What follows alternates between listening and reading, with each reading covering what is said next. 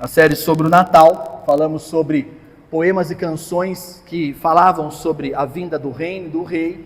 E agora nós vamos começar uma nova série que nós chamamos de resoluções de um ano novo, de um novo ano. Então nós vamos conversar um pouco, porque sempre quando nós chegamos nessa época do ano, as pessoas elas gostam de fazer resoluções, não é?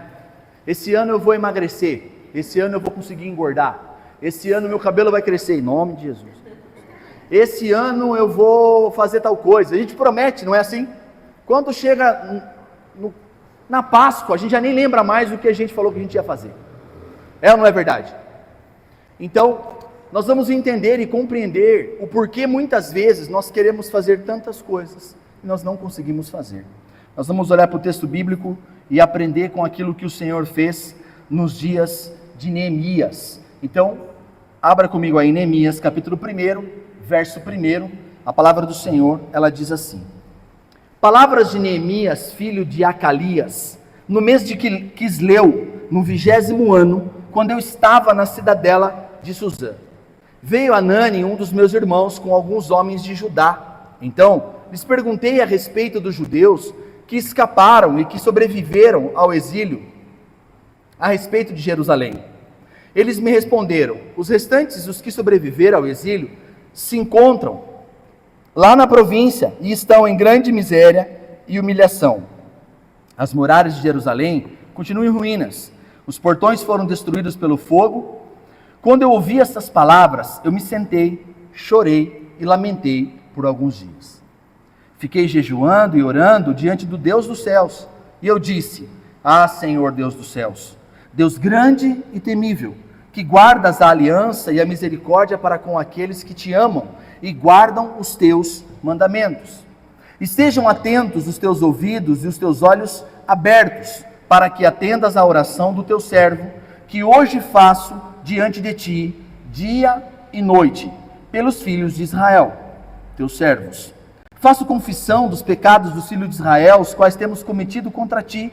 Eu e a casa de meu pai pecamos, temos procedido de forma totalmente corrupta contra ti, e não guardamos os mandamentos, nem os estatutos, nem os juízos que ordenaste a Moisés, o teu servo.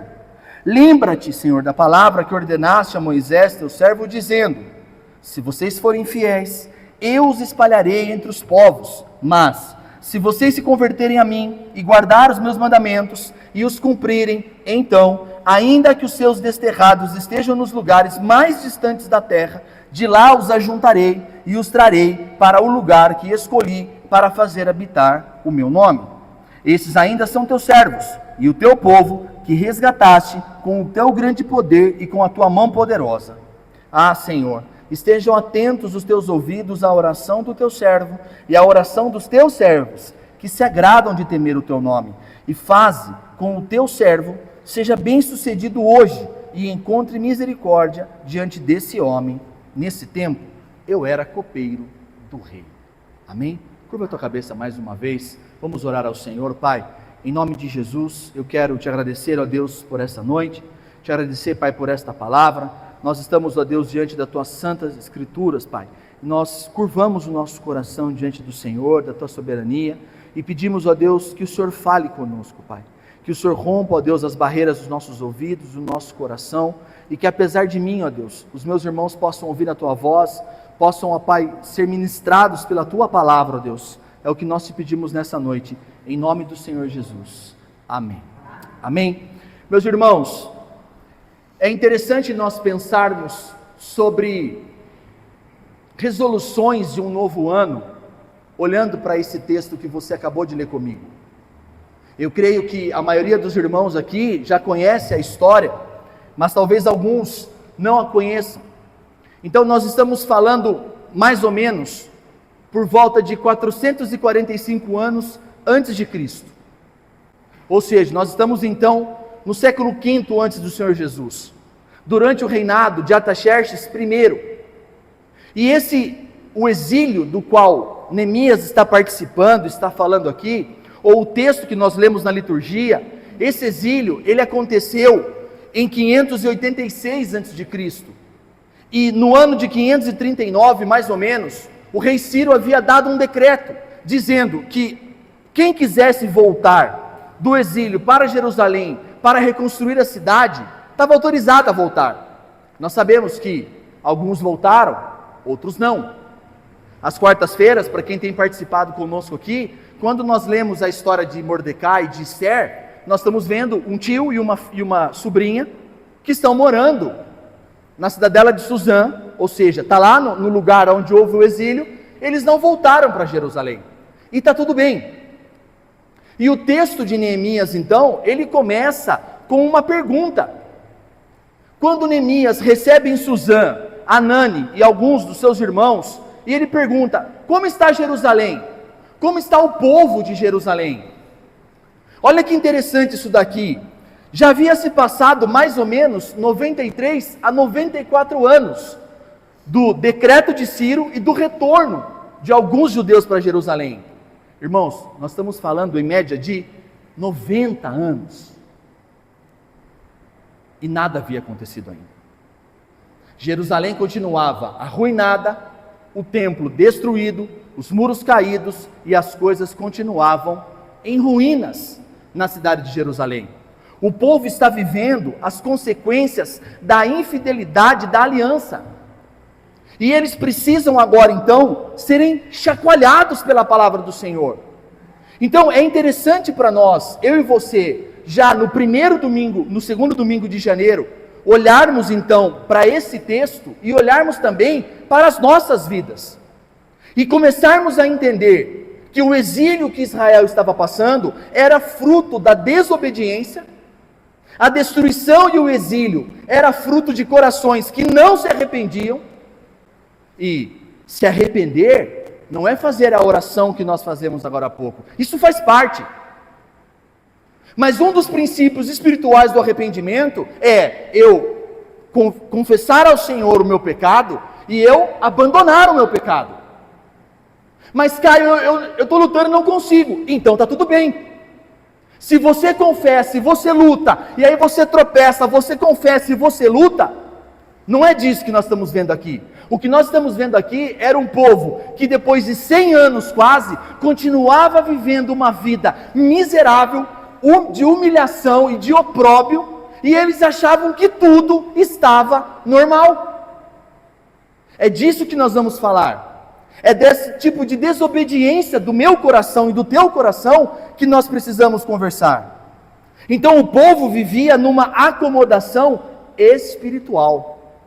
Então hoje eu quero responder com vocês duas perguntas, mas antes eu preciso te fazer uma primeira. A primeira coisa que o texto me fez refletir, quando eu me debrucei sobre ele, é: Neemias estava bem, ele era copeiro do rei, tinha uma vida de servir ao rei, mas tinha uma vida boa. Dormia no palácio, comia coisas boas no palácio. Ele era como um funcionário público, que servia ao governo. Ok? Mas quando ele ouve a notícia de que Jerusalém está destruída, e as pessoas estão em miséria e opróbrio, qual foi a reação de Neemias? Então a primeira pergunta que eu quero te fazer é: como nós recebemos notícias? Como você recebe notícias na tua vida? Notícias ruins, por exemplo. Pense um pouco sobre isso. Nós vamos conversar aqui e você vai entender melhor. Então, como eu havia dito, eu quero hoje responder duas perguntas só. A primeira delas: como estava Jerusalém e as pessoas que moravam lá? Essa é a primeira pergunta que eu quero responder com você. Como estava a cidade de Jerusalém e como estavam as pessoas que lá moravam? Vamos olhar para a palavra? O versículo 3 que você leu comigo diz assim: quando Neemias então perguntou para Anani e para os irmãos, como está a cidade e as pessoas que lá moram? Eles responderam: os restantes que sobreviveram ao exílio e que se encontram lá na província, estão como? Em grande miséria e humilhação. E as muralhas de Jerusalém continuam em ruínas, e os portões destruídos pelo fogo. Então, em primeiro lugar, o que o texto bíblico me diz? As pessoas estavam em miséria e em humilhação. O problema, meu irmão, é que essa miséria aqui, descrita aqui no texto bíblico, não é uma palavra hebraica traduzida por miséria, por pobreza financeira. A palavra miséria, que nós traduzimos por miséria, é a palavra hebraica ra, que significa mal. Fazer mal a alguém, ou sofrer mal debaixo de um governo, de um governante, ou fazer maldade contra um povo. Essa é a palavra hebraica que está aqui. O que o autor bíblico está querendo dizer para mim e para você é que essa miséria que eles estão vivendo é fruto da maldade das pessoas que passam por Jerusalém. Não é simplesmente falta de dinheiro, não é simplesmente necessidade de alimento, ou de casa, de geladeira, ou de alguma coisa que está faltando, mas é um estado espiritual, é um estado abrangente de vulnerabilidade física, de humilhação social e principalmente, eles vivem num perigo iminente. Deixa eu te fazer uma pergunta: quantas áreas da minha vida e da tua vida também estão assim? Será que o meu casamento não é vulnerável? Será que a maneira como eu crio os meus filhos não é vulnerável? Será que a maneira como eu lido com o dinheiro, como eu lido com a minha carreira, como eu lido com as pessoas do meu trabalho, como eu lido com a minha esposa, com o meu marido, será que eu não torno a minha família vulnerável? Será que a nossa vida, as áreas da nossa vida, também não são situações que nos envergonham? Será que quando as pessoas olham para a nossa vida, de alguma forma isso envergonha o nome do Senhor? Será que as áreas da nossa vida, será que ela não tem muitas coisas que nós já perdemos a esperança? É desse tipo de miséria que o texto está falando. É muito além de dinheiro. Mas, em segundo lugar, eu vou continuar dentro do primeiro ainda, mas o segundo diz o seguinte: os muros da cidade estavam caídos, e os portões da cidade estavam destruídos. Você precisa voltar sua cabeça comigo na história e pensar que naquela época não havia espaço delimitado como hoje. Hoje, se um avião de qualquer país entrar no espaço aéreo de um outro país, se ele não tiver autorização, o que acontece? Bomba! Vira uma guerra. Porque até o espaço aéreo, hoje, ele é delimitado. Existe uma delimitação. Naquela época, irmão, o que protegia uma cidade, o que era? Muro e portão. Como estavam os muros de Jerusalém? Caídos. Como estavam as portas? Queimadas, destruídas. O muro é um sintoma visível de alguma coisa muito mais profunda. Quando a gente olha para o nosso coração e a gente vê um pecado, que eu falo assim, não, isso aqui é um pecadinho, olha para o teu coração primeiro. Entende? Não, de vez em quando eu conto uma mentirinha. Tá bom. Mas você já parou para perguntar por que de vez em quando eu conto uma mentirinha? Para pensar nos obstáculos nos quais você tropeça na tua vida cristã. E se pergunte, por que será que eu vivo tropeçando no mesmo obstáculo? Por que será que as mesmas coisas sempre acontecem comigo? Um povo que voltou fisicamente do exílio, ok? Já há 93, 94 anos, mas que, olha como é chocante isso que eu estou falando para você. Já havia se passado 93, 94 anos, mais ou menos, que eles haviam voltado do exílio. Mas eles não voltaram para Jesus ainda. Se fosse hoje, né? Naquela época, não voltaram para Yahvé ainda. Vocês estão me entendendo? Às vezes eu posso voltar para a igreja, mas e para o Senhor? Estão me entendendo onde eu quero chegar? Eles voltaram para Jerusalém, a cidade do grande rei, a cidade do templo de Salomão, que havia sido destruído. Eles voltaram para o lugar santo, voltaram para Sião, mas o coração daquele povo estava distante do Senhor. Se você depois na tua casa, por curiosidade, quiser ler Ageu capítulo 1, mais ou menos dentro desses contextos aqui, O povo volta para reconstruir o templo, e o povo está fazendo o quê? Apainelando a casa, e abandonar a construção do templo. É isso que Neemias está falando aqui. Os muros estão caídos, tudo bem, mas isso é apenas um sinal visível de um problema profundo do coração do povo de Israel. Sabe, irmãos, quando nós olhamos para as nossas vidas, nós vemos situações visíveis, palpáveis aqui fora, mas não duvide do que eu estou te falando.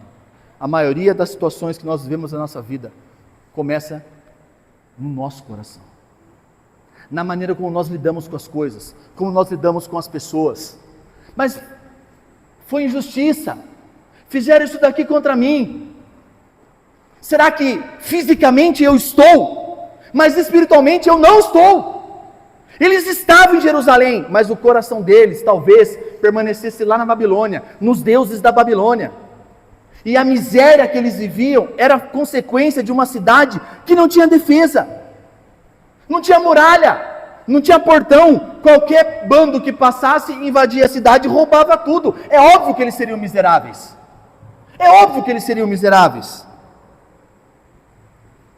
Então, irmãos, não se esqueça, toda essa situação que eles, na Bíblia aqui, estão vivendo, é consequência do pecado deles. Eles estão vivendo exatamente o que Deus falou por boca de Moisés em Deuteronômio 28. Deuteronômio 28, do 1 ao 13, diz o seguinte: se vocês obedecerem à aliança, os meus estatutos e as minhas ordenanças, eu vou abençoar, eu vou multiplicar, até o 13. No 14 ele diz: porém, se vocês desobedecerem, todo esse que eu estou brincando aqui, é tudo isso que você está vendo comigo hoje. Foram deportados de Jerusalém, estão passando por miséria, estão passando por humilhação, estão passando por vergonha. Então, a nossa incapacidade, você pode lutar contra as pessoas, você pode lutar contra quem você quiser, mas contra o Deus Todo-Poderoso, não dá para lutar contra. Eu preciso trazer o meu coração para perto dele, eu preciso derramar a minha vida para perto dele. E a segunda e última pergunta que eu quero tentar responder com vocês. Tudo bem, Caio, eu entendi. A cidade está destruída, o pessoal está humilhado, está miserável. Talvez a minha vida também esteja com alguns muros caídos, umas portinhas queimadas. Talvez eu também tenha algumas áreas da minha vida que está meio envergonhado. Algumas coisas do meu casamento, filho, tal, trabalho, carreira, seja o que for, está aqui passando por uma miséria aqui, tudo bem. Eu entendi, Caio, mas e agora? Tá bom. Segunda pergunta que você vai responder comigo. Como que o texto, então, me ensina a reagir? Como o texto nos ensina a reagir? E aí, para isso, o versículo 4, ele começa dizendo: quando eu ouvi essas palavras, tudo isso que eu falei até agora, miséria, humilhação, muro caído, porta queimada, pegando fogo, quando eu ouvi essas palavras, o que Neemias fez? Eu sentei.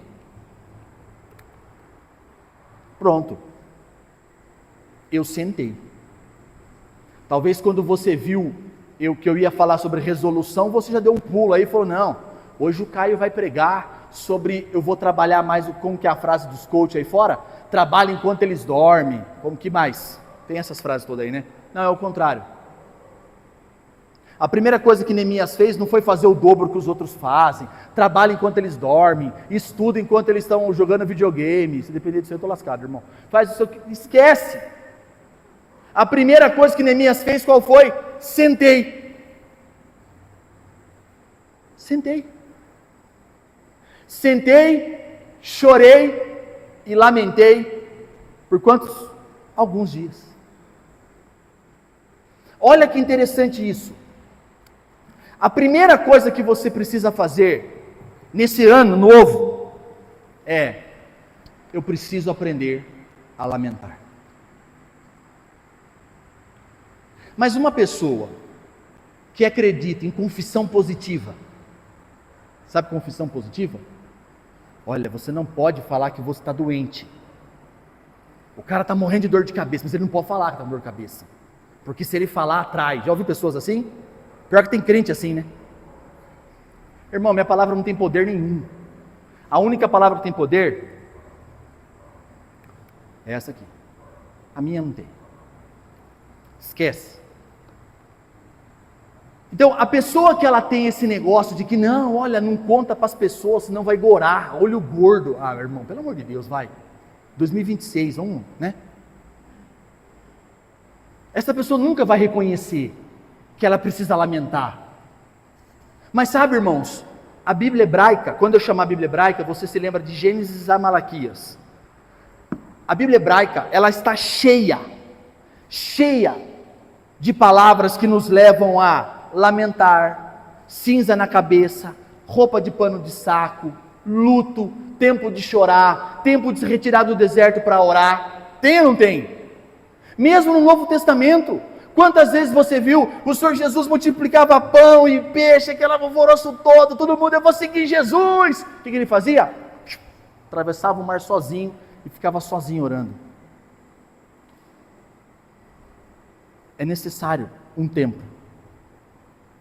E a primeira coisa que Neemias faz é: eu vou sentar, eu vou lamentar, eu vou chorar. E isso contrapõe a ideia pós-moderna que nós temos nos nossos dias hoje, de que você precisa negar a dor. Para quem aqui gosta de Instagram, aí fica rodando lá no Instagram, você já deve ter visto essa filosofia antiga, que agora os coaches colocaram na moda de novo, que é o estoicismo. E eles vendem o estoicismo como se fosse uma coisa, acredite em mim, não é. O estoicismo é outra coisa, diferente do que está sendo falado hoje em dia. Mas uma das coisas que eles falam é essa: negador. Se você é negador, você passa por cima. Então você está vivendo uma situação infeliz na sua vida, está vivendo uma desgraça em alguma área da sua vida, você está passando por uma humilhação, por uma miséria, dentro dos moldes desse que eu estou explicando para você, não estou falando de dinheiro. E aí você fala: não, está tudo bem, eu vou passar por cima disso, porque eu sou mais forte que isso, eu sou imparável, como diz a música, eu vou avançar, eu vou vencer, você não vai nada, você vai sentar, você vai lamentar, você vai chorar, e você vai colocar o teu coração diante do Senhor, porque a transformação da nossa vida passa por uma palavrinha que se chama reconhecimento. É você dizer para Deus: eu levei o meu casamento do jeito que eu tentei até agora, eu não aguento mais, eu não consigo mais, o Senhor pode tomar nas tuas mãos agora e cuidar? Eu levei as minhas finanças, eu levei os meus filhos, não sei a área da sua vida. É disso que Neemias está falando.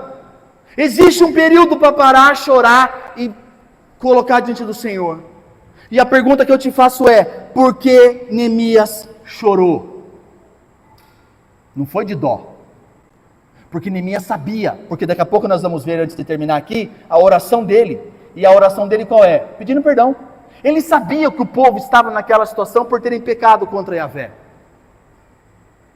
Neemias chora, porque Neemias sabe que enquanto Jerusalém estivesse devastada, o nome de Deus continuava desonrado. Está me entendendo onde eu quero chegar, irmão? Quando a nossa vida, quando a minha vida está destruída em alguma área, quando os meus pecados, eles estão me arrebentando, sabe o que está em jogo? O nome do meu Senhor que foi crucificado pelo meu pecado na cruz do Calvário. É disso que nós estamos falando. Enquanto Jerusalém continuasse destruída, o nome do Senhor continuaria sendo envergonhado, porque o que Deus falou, que Jerusalém era a cidade do grande rei. Mas em segundo lugar, estou terminando já, irmãos, Neemias tira um tempo de jejum e de oração. Olha o que o texto fala aqui, ó. Fiquei jejuando e orando diante do Deus dos céus. Presta atenção no versículo. Leia esse versículo que está projetado aqui, ó. Quando eu ouvi a notícia, certo? Eu sentei, chorei e lamentei por alguns dias. Não sei quantos dias. Eu fiquei jejuando. Ninguém fica jejuando um dia, fica. Se fosse um dia ele falava o quê? Eu tirei um dia de jejum. Mas eu fiquei jejuando e orando diante dos Deus dos céus. Esse cara tirou um tempo de jejum. Não foi 1 ou 2 dias. A primeira coisa que você precisa fazer é reconhecer que existem áreas da minha vida que está em ruínas. A segunda coisa que eu preciso fazer é tirar um tempo de lamento, de sentar, lamentar e entender o porquê está acontecendo isso. Mas depois, o que eu preciso fazer? Tirar um tempo de oração e de jejum. Porque o Senhor Jesus disse para os discípulos, quando ele desceu do Monte da Transfiguração, e os discípulos não puderam expulsar o demônio daquele jovem, o que Jesus falou? Tem castas de demônio que só caem por terra por meio de jejum e oração. Não se esqueça, irmãos. Não se esqueça. Os nossos inimigos não é o Lula e o Bolsonaro. Não é. Os nossos inimigos são forças espirituais do reino do mal. E se vence com jejum e oração. Não é com camiseta amarela nem camiseta vermelha. É jejum e oração. A posição da igreja é orar e jejuar. É começar o ano orando, começar o ano jejuando. Sabe o que é interessante? Não dá para perceber lendo aqui em português se você não souber mais ou menos o calendário deles.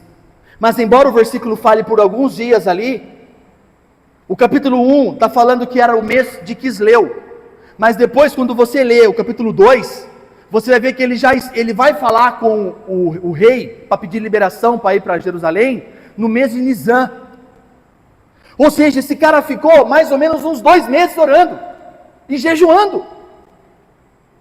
Neemias não agiu precipitadamente, ele esperou o tempo de Deus. Ele orou o tempo de Deus, ele chorou o tempo de Deus, ele lamentou o tempo de Deus. Não é agora, não é ontem, não é amanhã, é no tempo de Deus. Mas enquanto o tempo de Deus não chega, eu preciso continuar orando, jejuando e colocando o meu coração diante das misérias, das muralhas caídas, das portas queimadas. Em terceiro lugar, confissão. Olha o que ele fez, olha o versículo 6. Estejam atentos os teus ouvidos e os teus olhos abertos para que atendas à oração do teu servo, que hoje eu faço diante de ti, dia e noite, pelos filhos de Israel. Ele está orando por aqueles que estão lá em Jerusalém. Faço o quê? Confissão dos pecados dos filhos de Israel, os quais, olha o que ele coloca aqui, ó, na terceira pessoa do plural. Nós temos cometido, mas ele está em Suzã, está quietinho lá. Não, nós temos cometido contra ti, eu e a casa do meu pai pecamos. Temos procedido de forma totalmente corrupta contra ti, e não guardamos os mandamentos, nem estatutos, e nem os juízos, que ordenastes a quem? A Moisés teu servo. Sabe o que ele está orando aqui? Deuteronômio 28. Deuteronômio 28. Deuteronômio 6:1 fala aquelas 3 palavras ali, ó. Mandamentos, estatutos e juízos. A confissão de Neemias apresenta uma linguagem de Deuteronômio. A confissão reconhece que as provações que o povo tem passado, o estado de ruína de Jerusalém, é muitas vezes resultado direto do pecado e da falta de obedecer à aliança e à lei. Sabe o que Deus está fazendo com esse povo aqui? Deus está ensinando o povo a voltar o seu coração para Ele. A história de Israel toda é assim, não é? O povo se desviava, Deus ia atrás do povo, trazia o povo de volta. Aqui está acontecendo mais uma vez. Irmãos, conosco não é assim. Nós não estamos debaixo da lei. Nós estamos debaixo de Cristo. Cristo se fez maldição no nosso lugar. Mas existem princípios espirituais que a gente precisa se atentar. Todas as vezes que nós obedecermos ao Senhor, nós colheremos bênção. Sim ou não? E quando nós desobedecermos?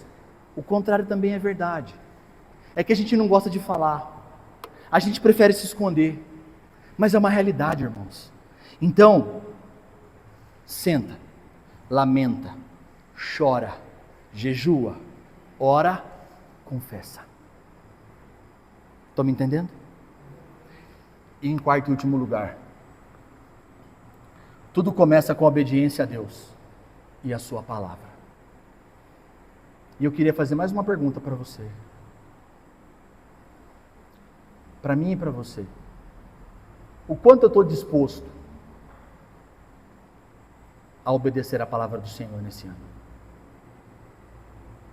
O quanto eu estou disposto a obedecer a palavra do Senhor nesse ano? Pergunte isso para você. O quanto você está disposto?